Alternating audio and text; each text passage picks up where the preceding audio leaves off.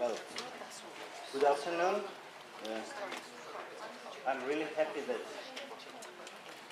we still have the audience, despite this is the last panel of our forum, and I'm happy that I see the same faces and new faces for this panel. I think everything is going very well so far. As the organizer of the event, I was a little bit nervous how it will be going on, but I'm really happy how it went up. So, the last panel is Georgia's democratic development and challenges and prospects in this path. We have very distinguished panelists. I'm really grateful to all of you for accepting our invitation, and especially to our guests from United States. We have been, to speak about Georgia's democratic development, I would be more happy to be the panelist than the moderator, but we plan to have Kldiashvili, who is the director of Open Society Georgia Foundation, but unfortunately due to her health issues, along with other moderators or panelists in our forum, she could not make it, so now I have to moderate the session. It's a great pleasure and honor for me, but I don't know how I'll make it, but I hope I will be a good moderator. Anyways, we have quite a flexible panel, as it is the last panel for our forum. We can end earlier or later than it is planned, so we can have quite a thorough interaction, questions, remarks, comments, whatever it is, but I'll be still moderating with the rules. I would like the panelists to take from 5 to 10 minutes, but not more than 10 minutes for the introductory speeches, and then you can respond to questions or comments and take your time, no problem about this. And I really hope that the audience will be the same way interactive as for our other panels. Now let me introduce our panelists. I think all of you know it from the biographies we have in our bit of stuff that you have on the chairs. But let me introduce Mr. Niels, who is the resident coordinator of UN and UNDP resident representative for Georgia. Mr. Scott has been working in various programs and international organizations, more than 20 years of experience in working in various countries, and I really hope that he can give quite a good overview of Georgia's democratic development through the years, maybe comparison with other countries he has served in. Professor Ghia, who is Professor of Politics and Director of the International School of Caucasus Studies in Ilia State University, but at the same time he is the founder, I think, if not the first, but one of the first NGOs in Georgia, called Caucasus Institute for Peace, Democracy and Development, CIPDD. Next to me, Lincoln Mitchell, who is the second time for our forum, and I'm very grateful to you for this commitment to IDFI. I really appreciate. Last year we had Lincoln speaking about Georgia's development, the same projects we had with the support of the German Foreign Office. Lincoln is a writer, author, and a specialist in political development. He has worked on democracy and governance-related issues in the former Soviet Union, Eastern Europe, the Caribbean and Middle East, Africa and Asia. He's an author of a number of books, and he quite well knows Georgia because he has been working in NDI and other programs. And I'm really sure that he can speak about his experience, what he thinks, his opinions about Georgia's development. And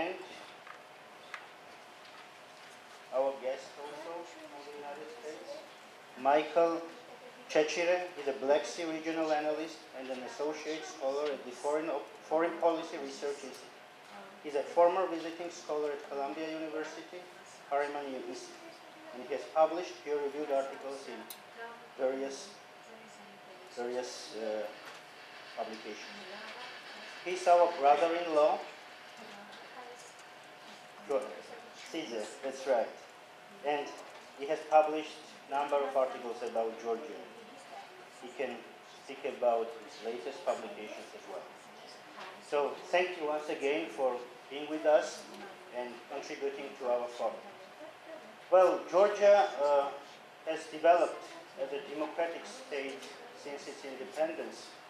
All of us quite well remember what was Georgia in real turmoil in early 90s, and current statistics, current indexes, especially Open Government Index or worldwide governance indexes, show that Georgia is quite in the leaders of open government or anti-corruption or whatever. So where we are, what are the challenges in the future Georgia's development as a democratic state? What has to be done? I think our panelists can just cover these issues quite well. Now, floor is yours. Thank you very much indeed, and it's a great honor to have you moderate our panel. And thanks to IDFI for putting this conference together, and also to the Federal Foreign Office of Germany for supporting it, and also the University of Bremen.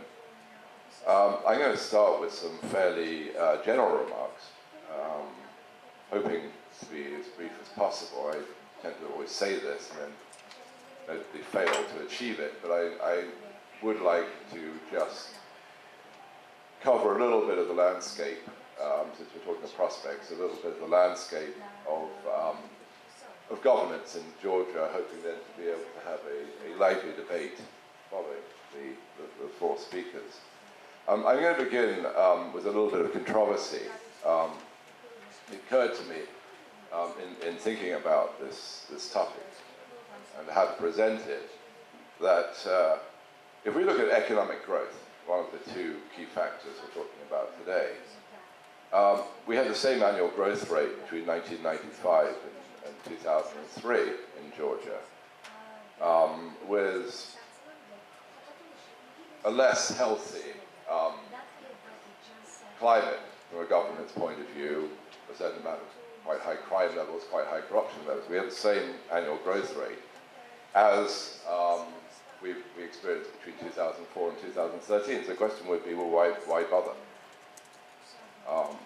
Same economic growth, two radically different levels of governance, and yet same results. I would argue that the why bother part of it is sustainability, the ability to actually hold the road governance and go forward. And what I think we've seen, since you're asking for an overview, admittedly from abroad, of governance so far, as we've had three successive eras of governance, which have started very well. The first two ended less well, and we hope that in this third wave of governance, we'll have a more sustainable, more predictable, and a more positive outcome. It's been a privilege, in a way, to observe democratic reform since I arrived, certainly in 2013, and see the continuous efforts of government of Georgia, but also of the country as a whole, towards democratic transformation and towards some pretty significant milestones, including in elections, free and fair elections, in terms of human rights, in terms of media public administration reform, including, say, great results of civil service reform, decentralization, regional local governance, parliamentary development, and reforms in the judiciary. Many, many, many challenges still to achieve. I think none of us would be naive enough to contradict that. But in a way, we like to say quite often, Georgia stands out as a beacon in the region, but in terms of achievement in the key areas we've just outlined, very substantial success so far. And all this really, again, towards striking a balance of power in the proper sense of the term. And that balance of power leading, we hope, to stability and leading to the kind of sustainable development that we all seek. And this is, of course, my opportunity to mention Sustainable Development Goal number 16, which is indeed about governance and about a fair distribution of power. The importance of balance of power and the pluralistic political system in this country is reflected through strong and independent state institutions, including a representative and politically dynamic parliament. And I strongly believe that the successful practice of the last three elections has got to be irreversible and will steadily continue throughout the 2016 parliamentary election. Now, call me a fool. In October 2016, I may regret this, but I firmly believe that the election that we will experience later this year will actually be successful, free and fair. Good governance implies a merit-based, transparent, effective and efficient state institution. And in this regard, Georgia has had impressive reforms in public services and successful attempts to apply new technologies and introduce innovations which promote even greater access to information, transparency, citizen engagement, and human-centered approaches in public management. And we say this as if it's a natural phenomenon, but innovation, which is admittedly the buzzword of the beginning of the 21st century, is harder to achieve in a transformative and a positive sense than simply to evoke in an advocacy pamphlet. We probably would require, I would say at this stage, in order to be able to reconsolidate the increased transparency, these processes which I've mentioned, probably a wider public understanding of what's taking place and a support for the reforms. And I would say that if we're looking to challenges going forward, is to make sure that the people of Georgia effectively not only understand, but get involved, advocate for change, recognize what needs to be done, and push forward in the sense of the work of public institutions, but also civil society in the decision-making process, really having a concrete impact.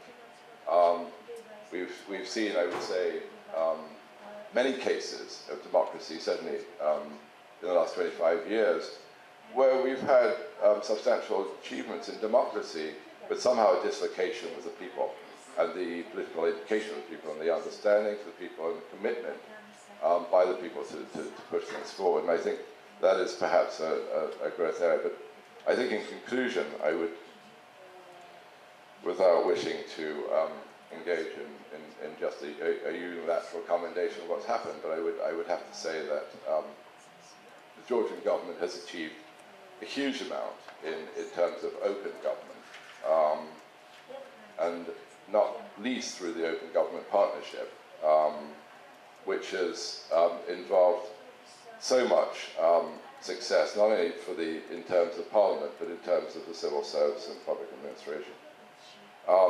And that, on that note, I think the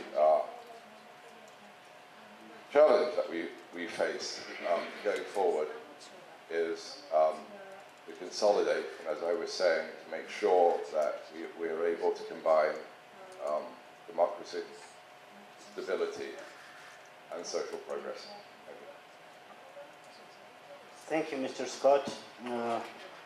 You listed those of the major reforms that Georgia is implementing, is in the process of implementing, such as elections, civil service reform, judiciary, legislative branch of the government. I'm happy to say that UNDP is in the center of these processes and is one of the major contributors to Georgia's democratic reforms.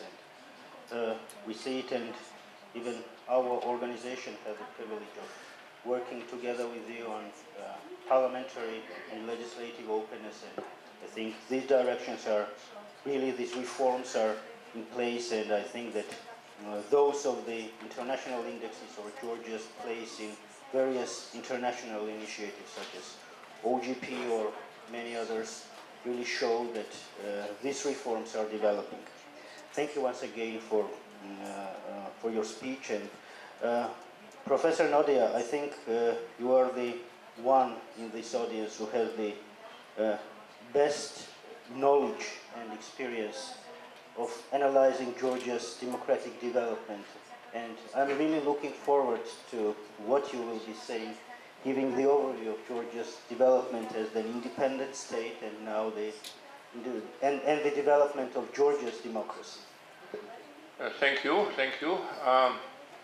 Okay, I will start with an observation on the agenda. Actually, we have had this very good tradition of having large international conferences with mixed government, non-government, Georgian international participants, somehow trying to summarize where Georgia stands in its development and also in its European or Euro-Atlantic integration, and these two things, of course, are usually linked. And there have been conferences like that in previous government, this government, and there is always a panel on democracy, but this panel is always in the end. And I just also saw the same here and just wondered why is that. I don't think it is because organizers think that democracy is less important than other things. Certainly don't think that Giorgi thinks like that, or hopefully University of Bremen. But I think it's also some kind of recognition that democracy is not really comfortable subject to talk in Georgia. We are kind of not confident about our democracy. We may be more confident that we are, loyal and consistent in our European aspirations, and we have achieved important progress in certain public policy reforms. On this conference, because it was more about migration-related reforms for understandable reasons. On other conferences, it could be something else. But when it comes to progress in democracy, it's much more ambivalent, I would say. Giorgi said that we should compare with what we were, where we were in the early 1990s. Yes, I think, but we have achieved a lot more in area of state building, government capacity building, capacity of government to provide, produce public goods, and we have achieved, certainly went up in different indices, whether it's doing business or anti-corruption or now open government. But when it comes to kind of heart of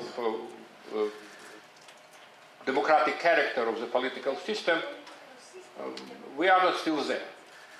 And if we use, for instance, there are lots of these democracy rating institutions, not specific things like open government or corruption, but democracy in general.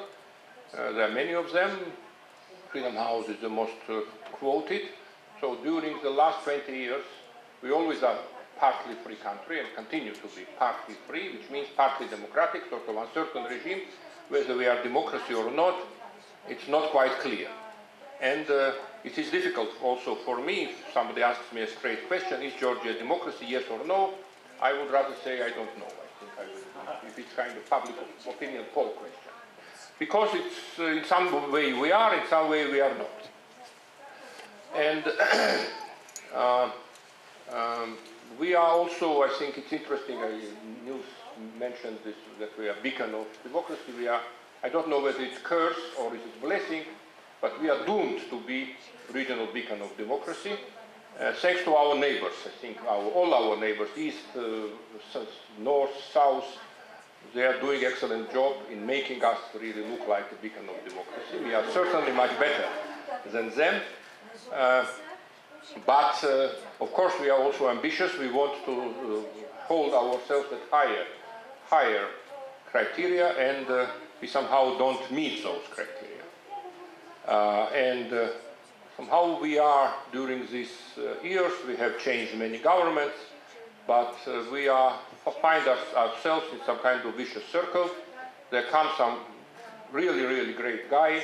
Maybe it was a great dissident in Soviet times, maybe it was Gorbachev's friend and unifier of Germany, maybe it was Columbia graduate Democrat, maybe it was just a genius, I don't know, wisest person in Georgia since Ilya Chavchavadze, or somebody really great person who will save the country, and part of this saving the country will make it really democratic. And a few years later, people start to ask questions. Okay, maybe yes, maybe not actually. And that's that continues to be a problem. When it comes to, I mean, when we talk about also, I think that one of the problem is the way we talk about democracy and what we hope for when we hope for democratic progress. Usually, and it's Georgian discourse, but also partly, I would say, international community discourse, that we need good guys in government, guys of both gender, I don't know how gender sensitive I am, who will carry out good reforms, which is adopt good laws, right laws, following best international practices, whatever, Venice Commission recommends, and presto, that's democracy. So then we have democracy. So it's a good, well-intentional Democrat at the top, whether his name is Misha or Vidina does not matter, and then some formal decisions, some formal institutions of democracy, and that's how we will, and that will be it basically. But again, we have had, as I said, several wonderful guys coming and promising everything, and we had quite a few good formal reforms and good laws implemented, and international community saying that it's wonderful, it's step in the right direction, but still we are partly free. We cannot get over this kind of hurdle. So what are the real, and I finish by this, I think there are several main indicators on which we don't really have a big progress. One is, I mentioned basically, is personality politics, which is adverse side of not having political parties. We don't really have any institutionalized political party. It's only just machines, groups created around strong individual. Maybe national movement has a chance to become one, but it's still too early to say for sure. I mean, one can argue how its leader, I mean, kind of founding leader, Mr. Saakashvili, still how important he is or not, but generally we don't have institutionalized political party system, so we depend on political heroes to save us from previous failed political hero, and that also leads to a political system which is hung on this single individual. In constitution we keep changing constitution. Usually it's somehow generally democratic, but in fact, in essence, we always have a system built around executive, domination of the executive power, and within that, domination of one single person. The only difference we have, I think, in the last years is that if before that one person was called president of the country, now this person is called, I don't know what, first citizen or the wisest person, whatever. So that's one, and so far we don't see real change in that. Second is attitude to political struggle. I mean, what is, I think I'm looking at British ambassador, how British democracy came to light. There were two civil wars between Roundheads and Cavaliers, or Whigs and Tories, whatever. They tried to destroy each other, but they failed to destroy each other. So in the end, they decided to have, if not exactly democracies and constitutional monarchies that later developed gradually into democracy. So the essence of democracy is that political groups or teams, as we say in Georgia, they are political teams in Georgia, not parties really, somehow groups around personality. They hate each other maybe, it's fine. I think in America, Republicans and Democrats really hate each other sometimes, but they don't try to destroy each other. So they somehow abandon themselves to ideas that you have to recognize that Republicans, however evil they are, or Democrats, depending on your perspectives, will be there, and you have to live with them. We have not yet reached that level in Georgia. Again, I don't want to compare governments. I think all governments have sinned in this regard. Opposition, usually everybody says that opposition is very important, but this opposition, it is not really an opposition. It's some gang of criminals or gang of foreign spies or whatever. They should be destroyed, and then there will be space for a good opposition, which never happens actually. And also in the last years we have formally, of course, opposition rights are there, but discourse is that this is not the opposition. We cannot treat them as an opposition. They should just disappear. And of course also not just disappear, but put to jail, and often they are. The third one is about confidence in possibility of electoral change of power. I think on that Georgia certainly has progress. 2012 created a precedent, which means that before 2012, basically I remember what both sides said before 2012. Nobody believed that electoral change of power is possible. One side said, I mean, then government said, we will win, but the opposition will not accept the results. Opposition said, we will win, but the government will not allow us to kind of really come to power. What happened? They won, and okay, Saakashvili conceded defeat, and somehow it was fairly smooth, certainly by Georgian or regional standards. But does it mean, and the power of the president is important. So there is this break of perception that, in Georgia you cannot really change government through elections. Yes, you can. Yes, we can. We can say that specifically on that. But does it guarantee? Is there a guarantee that it can happen again, or it will happen again? Okay, nobody can say until it happens. But I think one of the most kind of popular definition of so-called consolidated or stable or embedded democracy is that it is the only game in town. Stefan and Niels somehow coined that phrase with regard to democracy, which means in practice that all political players or stakeholders, major players, which include everybody in political class, the government, opposition, and wide public, believe that electoral change of power is kind of routine thing. It happens, so if you get popular, you will come to elections, so you will be allowed to do that. If you look at discourse, how current political players speak, do they have a confidence that political competition will stay within formal electoral rules? I don't think so. You see these opinions on the both sides. Government routinely accuses the opposition that they are collecting old tires to prepare themselves for a revolution. Within pro-opposition camp, there is this kind of debate that, of course, we should go for elections, but will this government allow and accept electoral defeat, or it will try to do something by intimidation or whatever, to allow it.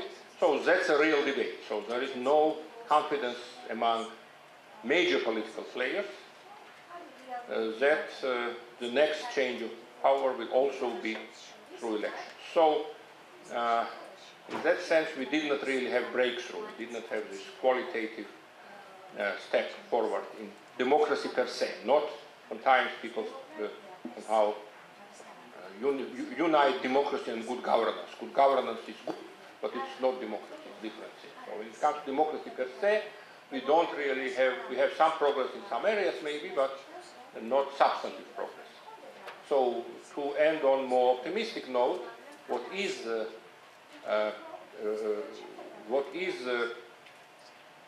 ground for some optimism is, first of course, this precedent of electoral change of power maybe change something in Georgian mindset, but also what I observe is that democratic values or democratic objectives have moved up on the agenda of society. I think 10 years ago, or 15 years ago, or 20 years ago, people just thought about not being killed in the street, or getting the electricity tomorrow, or things like that. No, democracy, yes, but democracy was more kind of NGO concern, and very few people were prioritizing. Now it appears that democracy per se is somewhat more important. I cannot say that it's the most important thing for most of Georgians. I'm not that idealistic, but somehow, at least on the level of elite discourse, it went up in the priority rank. And that, I think, gives some optimism that we'll have maybe one day, we'll make that breakthrough when democracy becomes the only game in town. Thanks. Thank you, Professor Nodia. I love especially speaking about the issues that can be spoken for hours of lectures, and I gave you a task to be in 10 minutes, and you did it really well. I really appreciate this. No one can disagree, I think, about the development of democracy in Georgia. Democracy itself, you said that it's a developing issue, and giving overview philosophically and as a political scientist was really interesting me listening to you, and I hope for the audience as well. Mr. Scott listed those of the reforms that Georgia is facing, and it's ongoing. We want to reach the Western democracy. We don't know how the ideal democracy is, but what we have right now as the Western model of democracy is the best one that humanity did not yet invent anything better. So we want to reach that level, and we are not there yet. I absolutely agree with you. Thank you, Professor Nodia, for your speech. And Lincoln, you were in the process of Georgia's democratic development and building Georgia as a state. We are quite well in the process as a foreigner.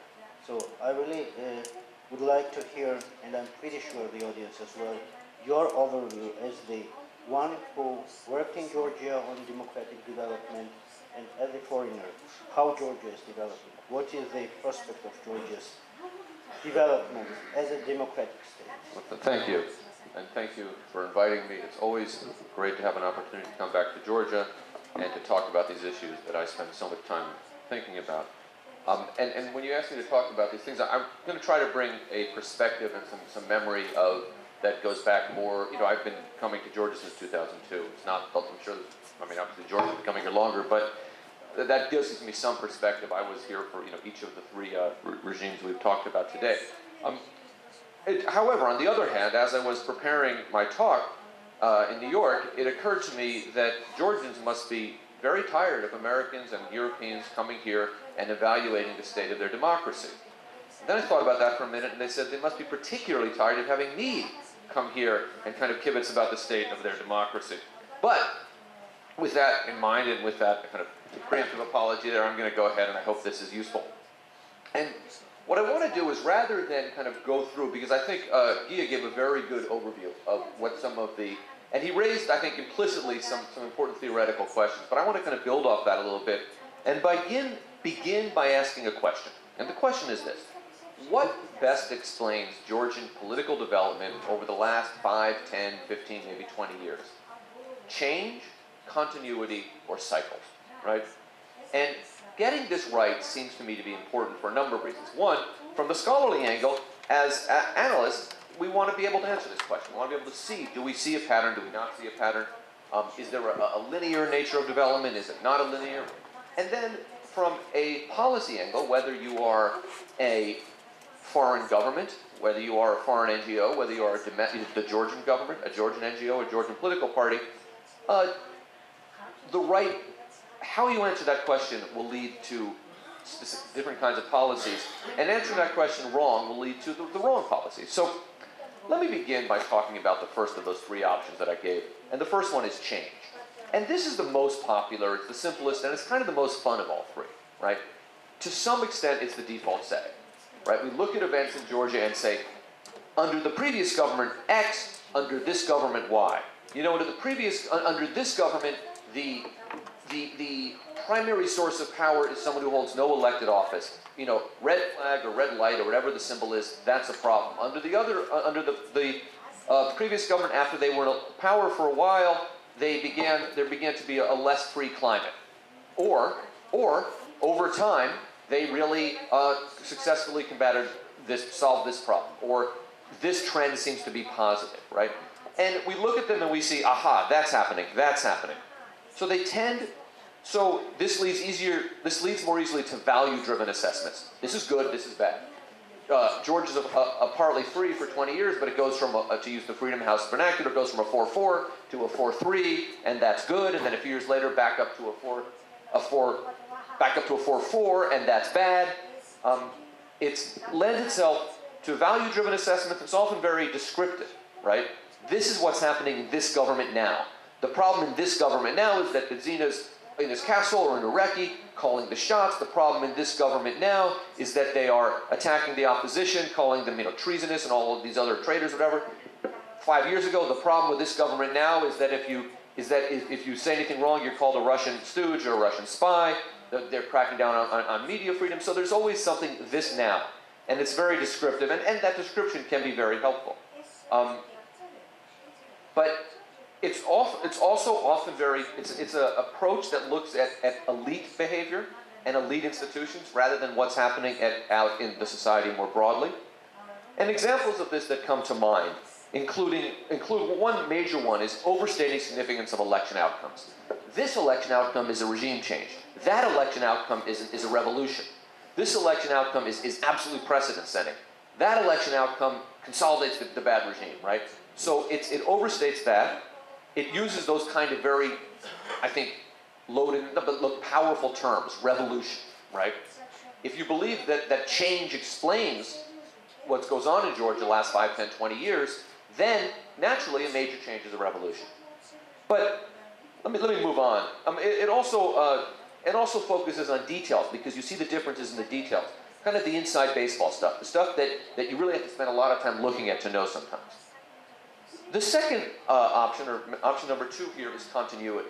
And Ghia, you kind of laid out a lot of this. You didn't use that word, but you laid it out, I think, very effectively and saved me a lot of time. So I'm not going to repeat a lot of the things that Ghia said, except for that this approach, you see the similarities over time.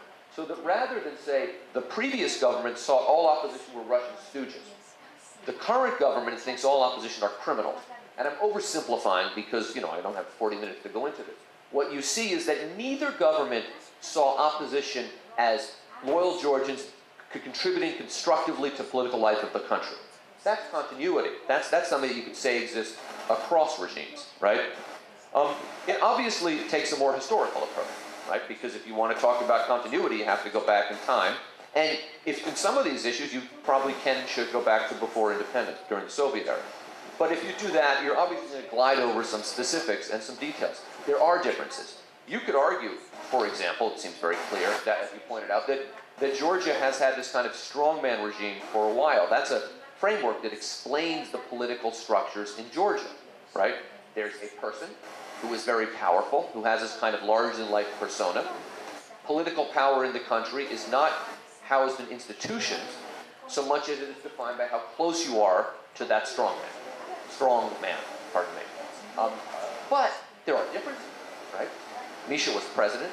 Bidzina was prime minister for a year and now holds no formal power. Chevy was president for a while, but was deeply was from the old communist era. So there are differences, but we glide over that if we focus too much on continuity.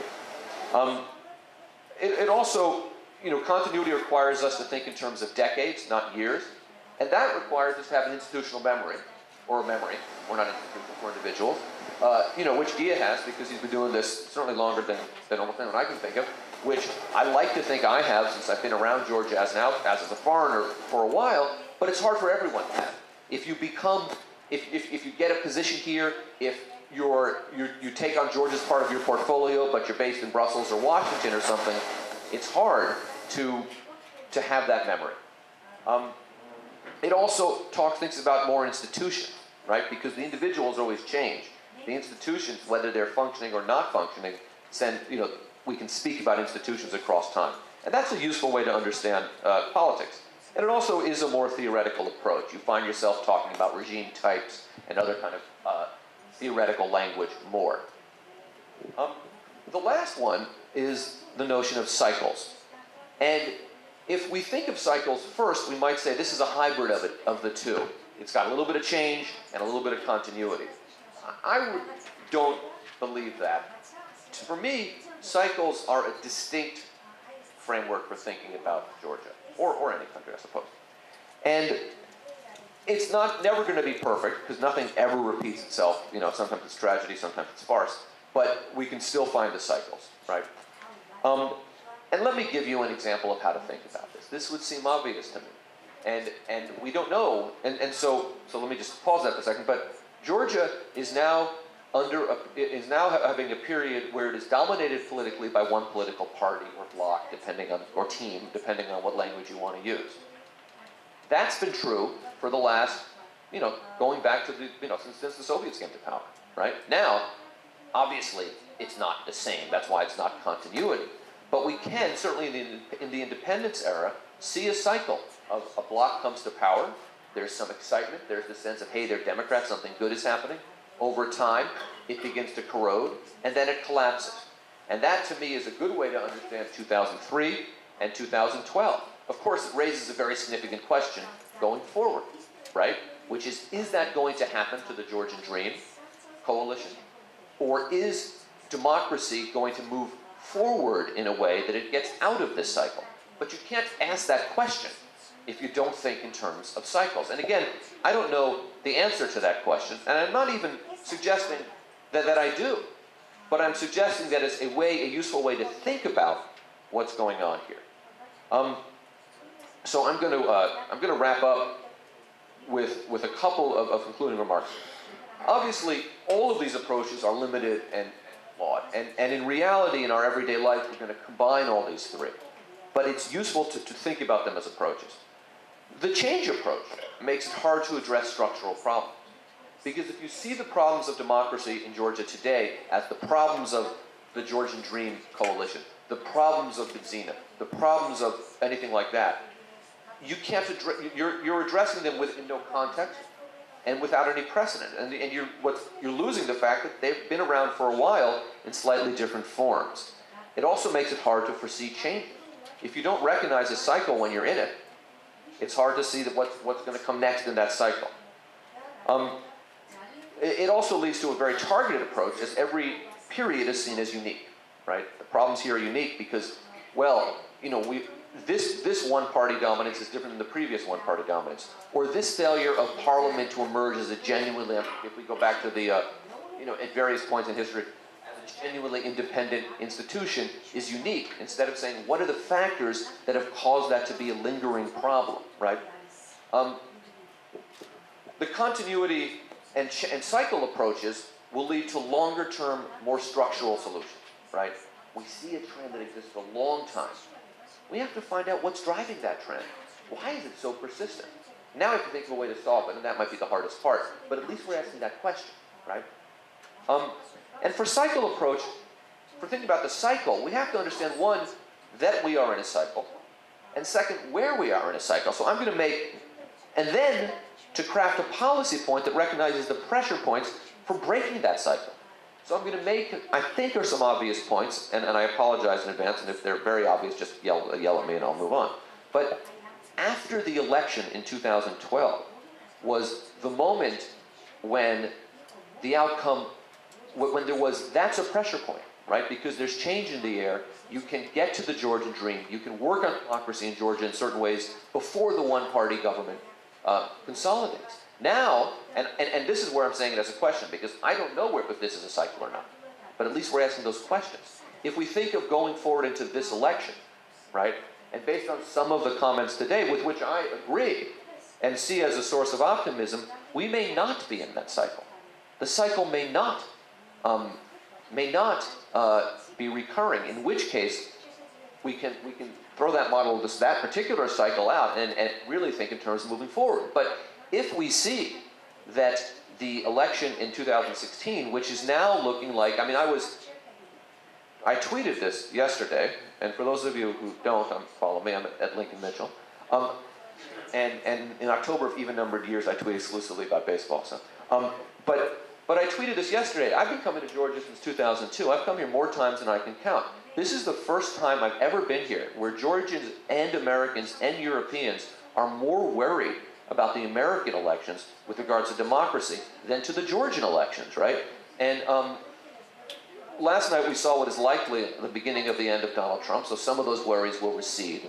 But that, to me, I don't hear so much, I'm really worried that the government will crack down, will start arresting activists, will start, and I know they've arrested some, so, you know, we'll crack down on media freedom, we'll actually take stations off the air instead of just kind of battle that saber, we'll beat up people, we'll do all these things, and there'll be completely unfree elections. I haven't heard that concern. I'm not saying it's not there, but I haven't heard it the way I did in 2003, in 2012, and in a lot of points in between, right?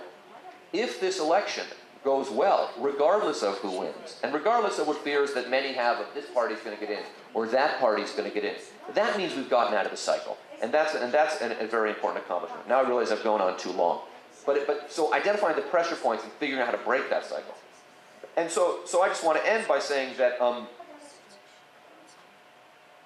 I moved in this direction because I really wanted to think, for my own sense, about some tools for understanding events and crafting approaches, and realizing that on this panel, there's no need for me to go through my kind of sense of what's strong and what isn't, and I'm happy to address that in the later part of the panel.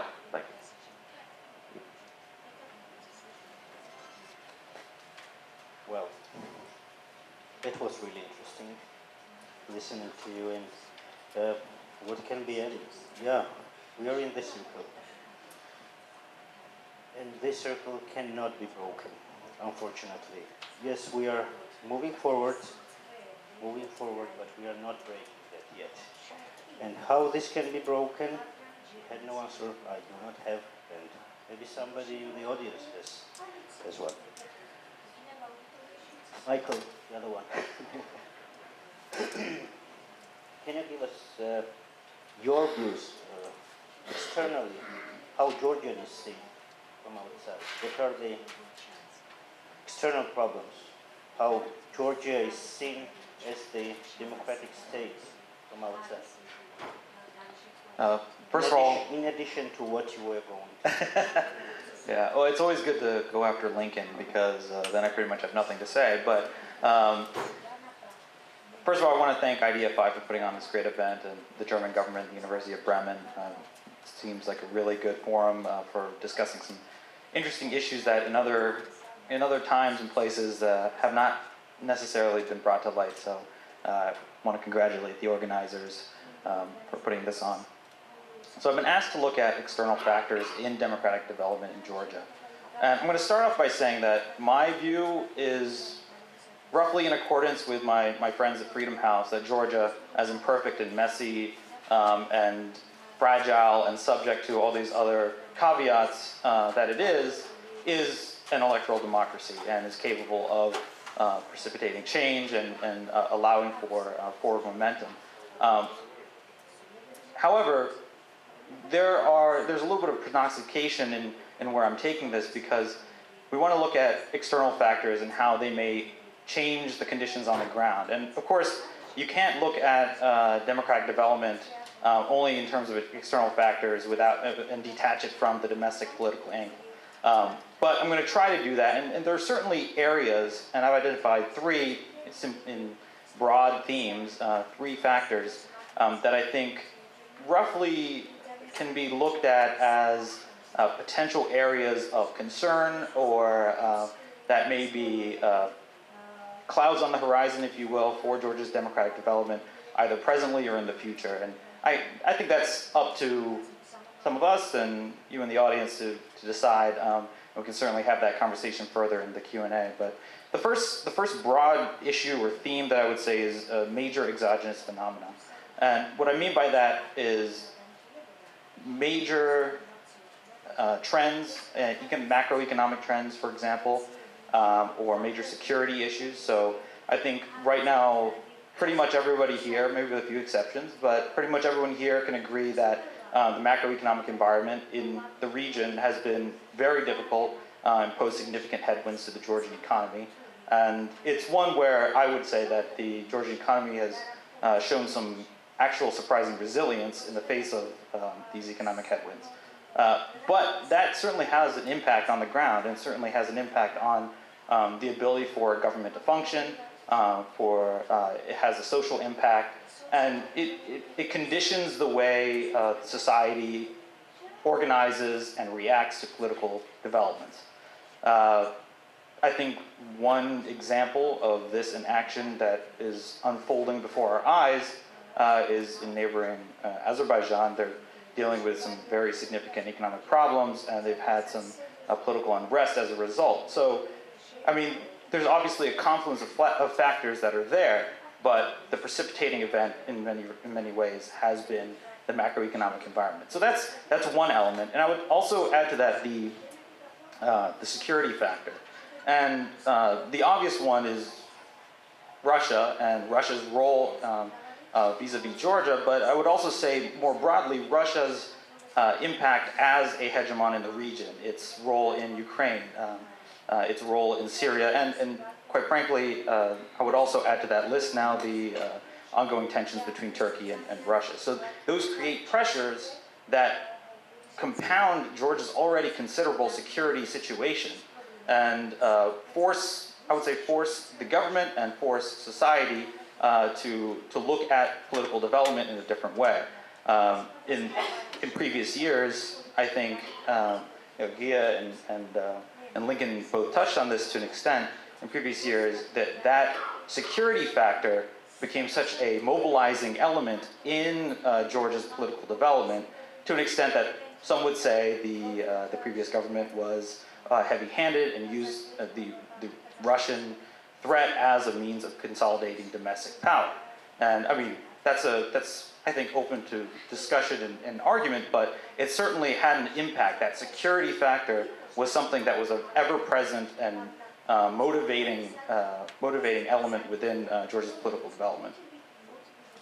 The second broad theme, just to put it very loosely, I would say, is a matter of attraction.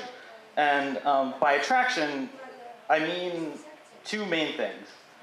One being Euro-Atlantic conditionality. So the mechanisms that Euro-Atlantic space are able to leverage in order to condition Georgian democratic development. And on the flip side of that, but totally unrelatedly, foreign influence, and specifically in this regard, I would say Russian influence. And some people who have maybe read my stuff know that I'm kind of a little bit gloomy on this to some extent, and I hit on this a lot, but I do believe that these are issues that need to be discussed about Russian influence operations in Georgia that are ongoing. And yes, there is a difference between Russian influence operations and Euro-Atlantic conditionality. I mean, I think there's certainly a similarity in the sense they both are in regards to soft power and attraction. But what we see in Euro-Atlantic conditionality is our is a process that's motivating reforms, that a process that is speaks to positive reinforcement, I would say, for institutional progress towards what we understand as being liberal democracy. Whereas on the flip side of that, these Russian influence operations and things like it are actually a means of forestalling that reform process, either calcifying the status quo or, more often the case, I would say, engaging or activating reactionary elements within society and within public policy. So those two things, this matter of attraction, those have a major impact on Georgia's democratic development, in the sense conditionality is able to push or pull Georgia or at least provide carrots for Georgia to move forward with liberal democratization. And on the converse, you have these foreign influence operations or foreign influence factors that are having the opposite effect. And finally, on this last third broad theme, I would say that the state of global freedom, and Lincoln spoke to this a little bit. I would say international trends in political development are very important for Georgia. And it's not quite as tangible as things like foreign influence operations, like rallies in the street, pro-Russia parties, or major candidates on television calling for, comparing incest to homosexuality or things like that. It's not quite as tangible, it's not quite as in your face, but I think it is very real in the sense that when we look at the past decade or so, we've seen serious democratic regression throughout the world, but also in a very concerning way in previously consolidated democratic regions in Europe and in the Americas. And so I don't think those things are lost on people. The rise in populism in the West, and Lincoln spoke about Donald Trump. Donald Trump, I really hope that he's declining, and this is kind of his Waterloo, and he's the Napoleon in this situation. But I think the damage in some respects has already been done, in that it affects American credibility, it affects Western credibility to say, we're here to help you, we're here to talk about democratic development, and yet, we have this kind of turmoil back at home in which major candidates are advocating for things that are profoundly authoritarian or at least anti-freedom. So, that's certainly something to consider and be worried about. But in Georgia's case, I would say that looking at these three factors, they're not necessarily, it's hard to measure how they're impacting democratic development on the ground right now. But we're also thinking about the country that's been in a state of constant flux since independence. So it's hard to necessarily measure from point A to point B compared to these things. But these are issues that seem to be emerging and in some ways multiplying down the road. And I think it's something for people who are in the business of promoting democracy and in the business here and abroad. They have to consider in Georgia and in the international context. But I guess we can pick this up in the Q&A a little further. Great, thank you, Michael. That was really in the topic, and I really appreciate it. Well, it's more than an hour we have been speaking, and I have questions, but I will keep it later for the third round. I'll have the opportunity to ask you questions privately, and I will give the audience a chance to speak. We discussed economic issues. Everywhere, economic interest is really interesting, so now I'll give the option who pays more, get the question. Please, the audience.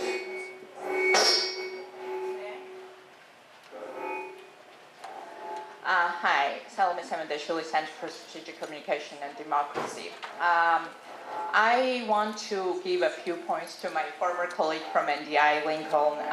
He has mentioned that he has not met today a Georgian who would be worried about the state of democracy or how democratic the next elections are going to be. And I'm afraid I have quite a few points that I would love to share with you and also hear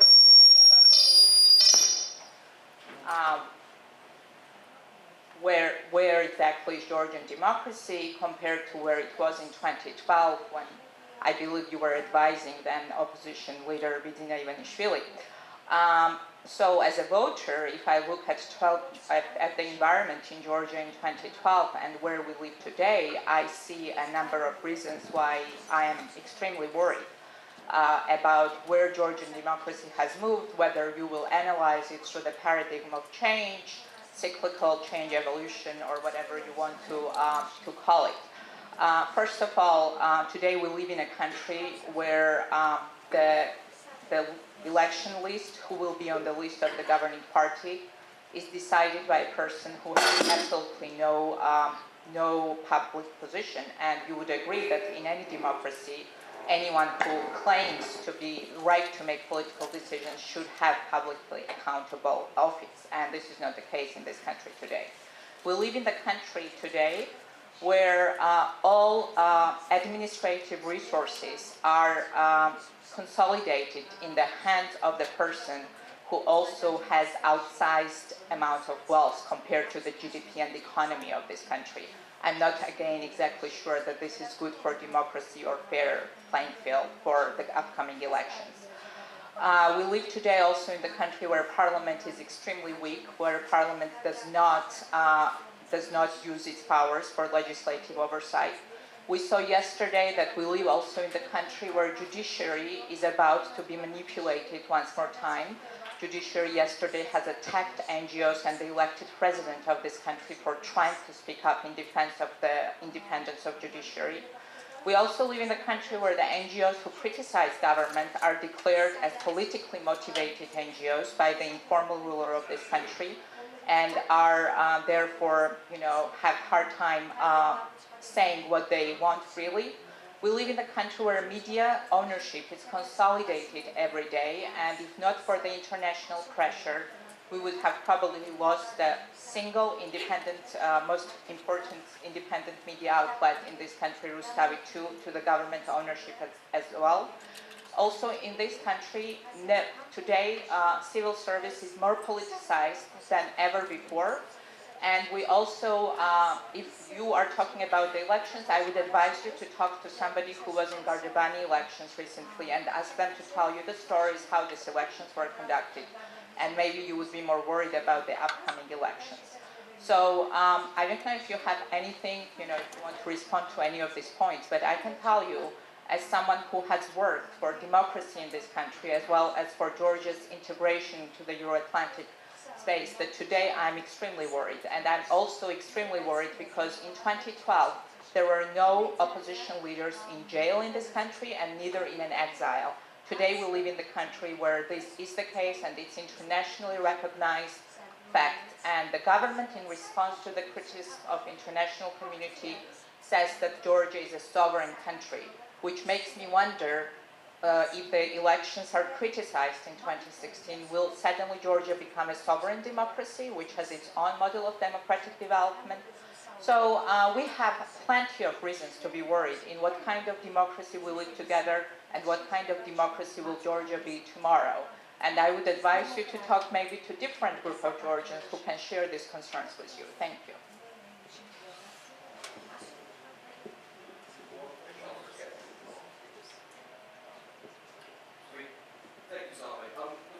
First thing I would say is that what I said was that the people I've talked to in Georgia were more worried about the American elections than the Georgian elections, which was admittedly a bit of a throwaway line, but it also, I didn't say I didn't talk to any Georgians who weren't worried. What I said was what I said. What I implied was that the level of concern has gone down. And that seems to be something that I've gotten not just from, Georgians, but from diplomats, from NGO people, foreigners as well. So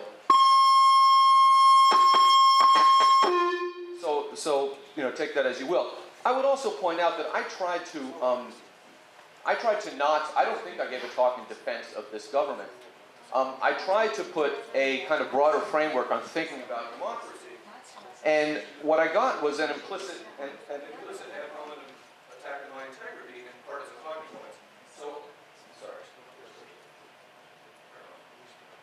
what I got was an implicit ad hominem attack on my integrity and partisan talking points. So I'm not really going to respond to those one by one, but look, I share some of these concerns. I was pretty upfront, you know, I share some of these concerns. I don't share all of them, but I think all I'm saying is that, I mean, you clearly think there's a continuity issue. I might lean more towards cycles. Maybe we can agree to disagree on that. I don't think this is a perfect situation, but I think, you know, it's not, I mean, I understand the dynamic, right? We're up here, you're down there. This isn't an academic setting. There are diplomats, there are former cabinet members at these talks. I understand it, but this is not, I mean, I just don't, it's not all that useful. I get the talking points. I get the emails. You know, I know what the position of your view is. You know, I hope that maybe my talk, I'm disappointed that my talk was received that way. I hope it was received not that way by everybody.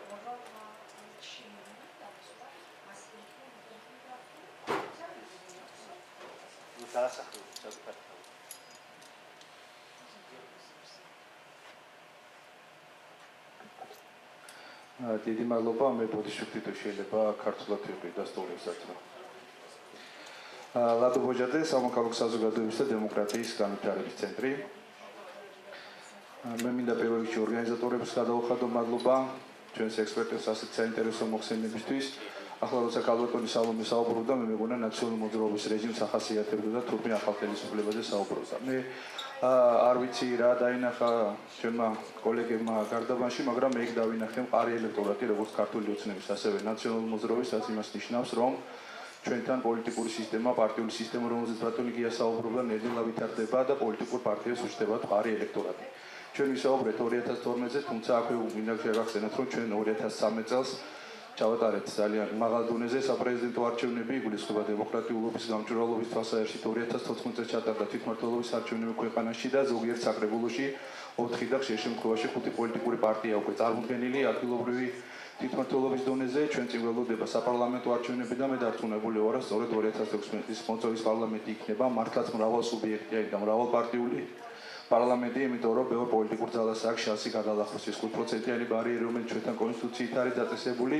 და თქვენ იცით, რომ ჩვენ ასევე 2017 წელს ველოდება თვითმმართველობის არჩევნები, 2018 წელს საპრეზიდენტო არჩევნები, პრაქტიკულად გვაქვს საარჩევნო მარათონი და მე დარწმუნებული ვარ, რომ ის წრე, რომელზეც ჩვენ საუბრობთ, რომელზეც რეალებს ჩვენი ქვეყანა შეძლებდა ამ წლებში ნამდვილად გავარღვევთ, მაგრამ მოკლე შეკითხვა ბატონ ნიკოლთან, რა შეიძლება რუსეთის მზარდი გავლენის გარდა კიდევ იყოს ის საფრთხეები, რომლებმაც შეიძლება ჩვენი ქვეყანის ეს მყარი დემოკრატიული და ეკონომიკური განვითარება, ასე ვთქვათ, კალაპოტიდან ამოაგდოს, რა საფრთხეებს უნდა ველოდეთ აი ამ ჩვენი საარჩევნო წლის და საარჩევნო პერიოდის განმავლობაში და რა იქნება თქვენი რჩევები ბუნებრივია დასავლეთის მყარი მხარდაჭერის გარდა.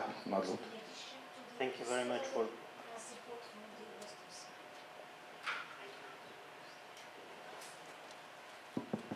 Thank you very much for the question. I think the question was addressed to Lincoln, but any other panelists, if you wish, you can just respond to these questions as well. The question was whether the Russian factor can influence the Georgians and the other than Russia. No, internal factors. Decide that Russia can influence the Georgia democratic is that right? No, the electionary process in primaries, but the other threats aside of Russian in addition to Russia, in addition. Pretend the mic is broken while I think of an answer. You know, elections always occur in the context of threats, right? Whether they're external threats, whether there is always the possibility of the economy can crash, right? There's always the possibility of a terrorist attack. There's always the possibility. I mean, this is normal, and it's important to accept that that's normal, right? I mean,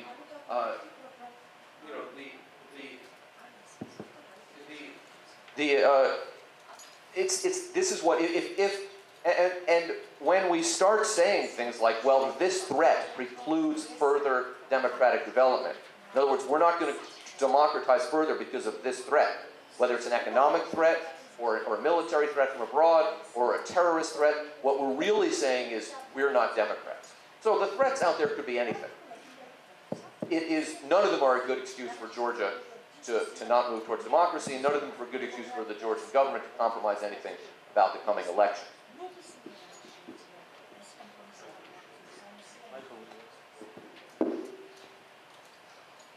Any more, please?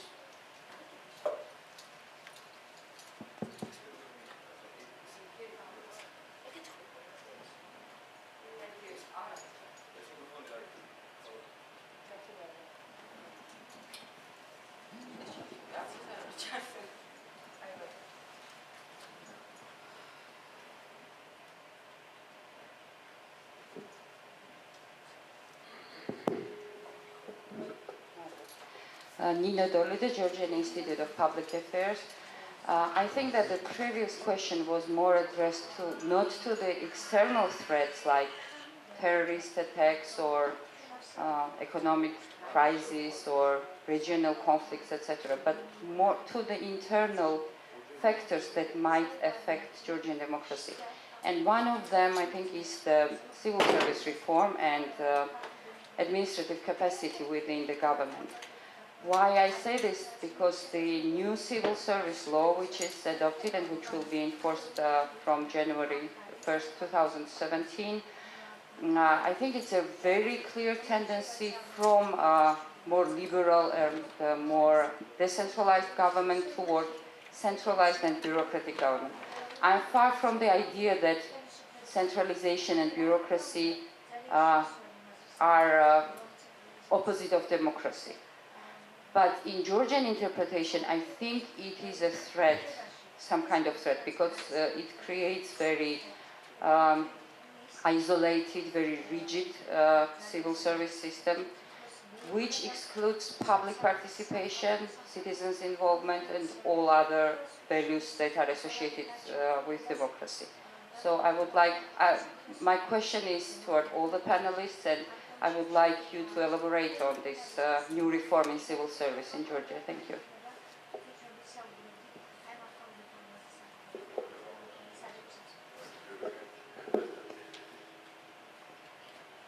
The civil service reform is probably, in a way, we're in a contest on what's more important for Georgia, certainly a basis for democracy. Do like what you like in democracy, you can pass as many laws as you like, they have to be enacted, they have to be implemented, and there has to be a foundation which remains. Now, there's always a simpleton on every panel, and I guess I've got that one today, in fact, every day. I don't want to be too optimistic, but I don't want to be completely despondent either. There are issues with Parliament.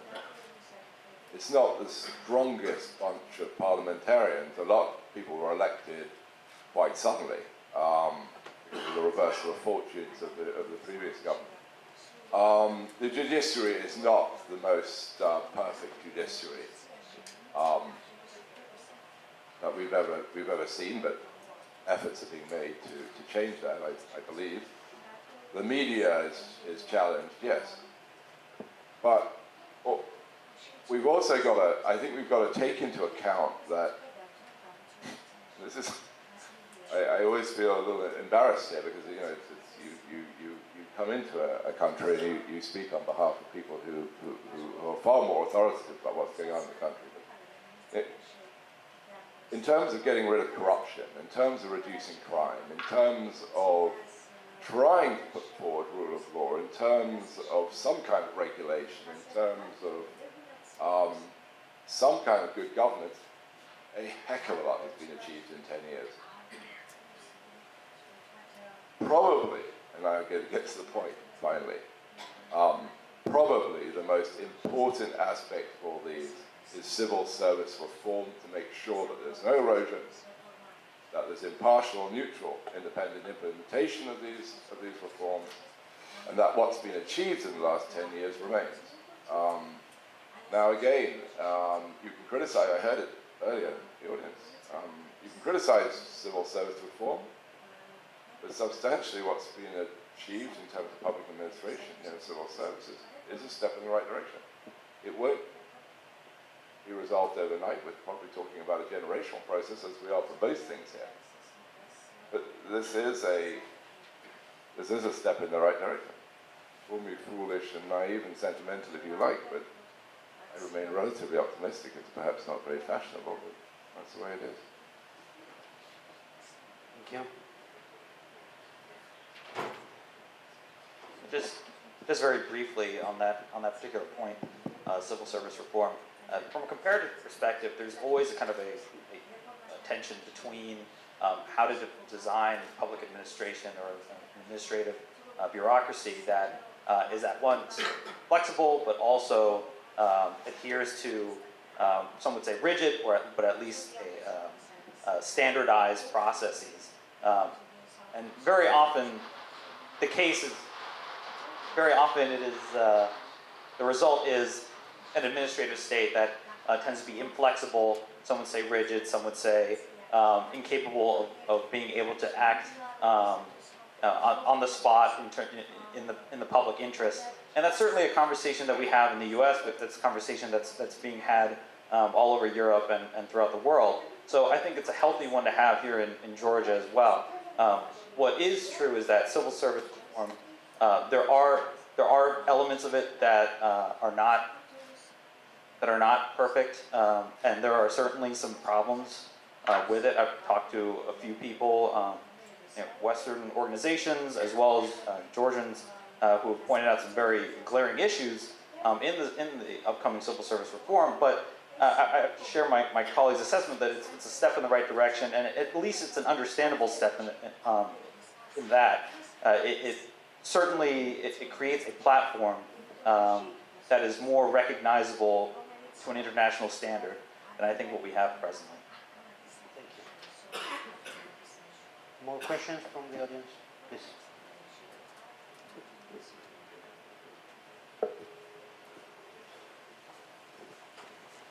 Thank you, Assistant to the Speaker of Parliament.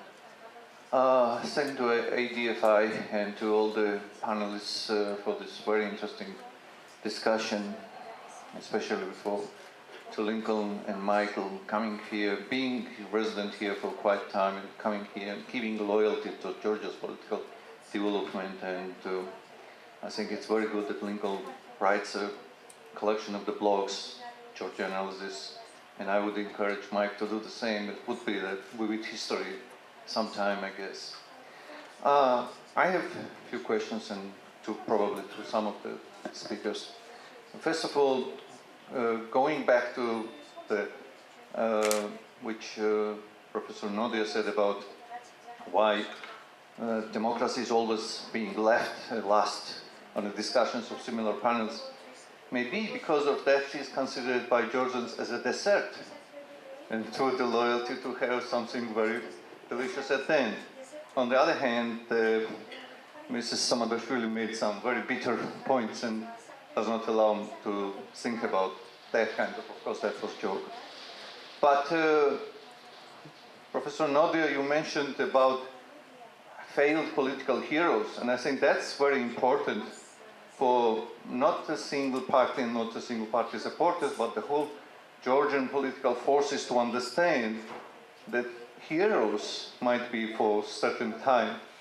And if there is a failure, then there is nothing bad in distancing from those political heroes. I think that is, in my assessment of national movements, that has been always a critical point, why they are so faithful to those leaders, which definitely they are, at least some of the statues, some of the features of their statues has been eroded badly. So why they could not come out to the second phase of their development. One of the questions which I have, it is always lots of times emphasized that previous government made a peaceful phase out of its government and peacefully transferred its power. I have a question.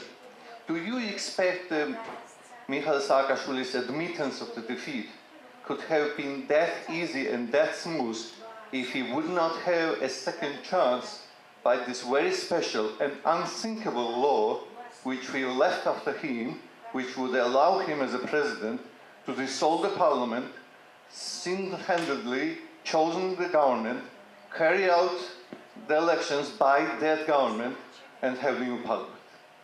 I guess it was that national movement later in April decided not to stick with this law, which was absolutely unthinkable in the worldwide area. Otherwise, I would not say that his acceptance of the defeat could have been that peaceful as it happened.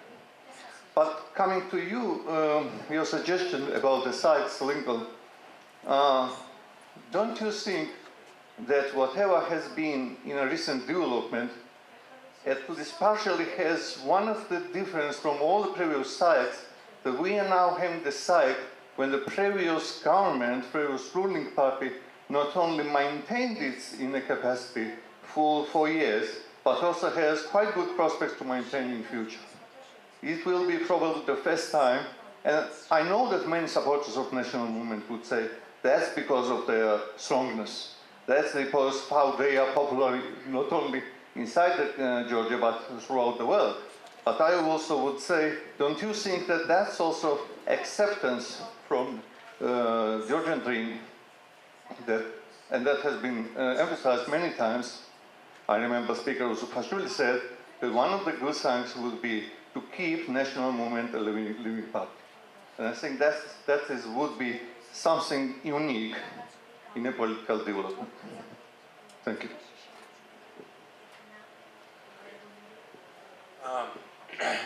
Okay, first about failed political heroes. It's not my personal assessment whether this or that of our 4 leaders is failed hero or not failed hero. I have my own assessments about whether Saakashvili was a good leader or bad leader or any of those. I did not mean that. I just don't want to here to elaborate whom I like and whom I dislike in the leaders. So what I meant was public perception and the problem that public needs heroes and expects heroes, expects some great personalities to solve their problem. And in general, I think one may kind of think that it's kind of legacy of Soviet past. People expect too much from government as such, any government. And they expect government to solve their problem, but because they don't trust parties, they expect the leader to solve all their problems. And because these expectations are inadequate, then any hero is doomed to fail. And whether, Saakashvili or Shevardnadze were failed or good or bad political leaders, it's a wholly different subject. We may have different opinions on that, but it does not matter in this discussion. As to why Saakashvili conceded defeat, it's always very hypothetical. I know Saakashvili personally, not enough to see in his head and see what he thinks and how his ideas work in his head, but I think that he conceded defeat because he saw that he lost. I think that if I go usually for simpler explanations, and I think he understood he's a young person. He certainly, and it is obvious, not going to end his political career in general or in Georgia, and he thought that it would be much wiser to concede defeat now for creating a chance for comeback. As to that constitutional provision which you mentioned, I don't think that played any role at all. There's no single indicator for me that he had any intention to use that power, especially because you cannot use that power just because you want to use it. You have to, according to that constitution, you could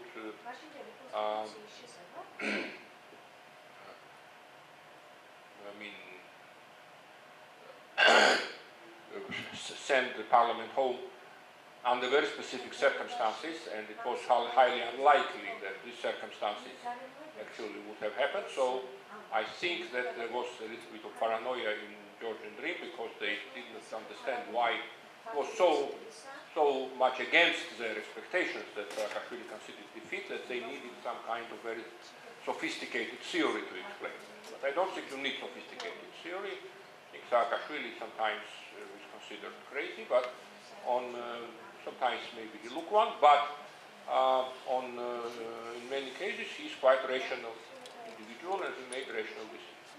That's my simple explanation. Okay. I don't know quite how comfortable I am speculating as to why Saakashvili accepted defeat, but I will kind of build on something Ghia said.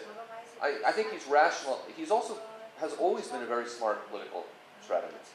And he, on one level, he conceded defeat for what you said is because he lost the election, but I would elaborate on that and say, because he realized he had no other cards left to play. He realized that to not concede defeat meant severely damaging his reputation and probably his relationship with some important Western partners.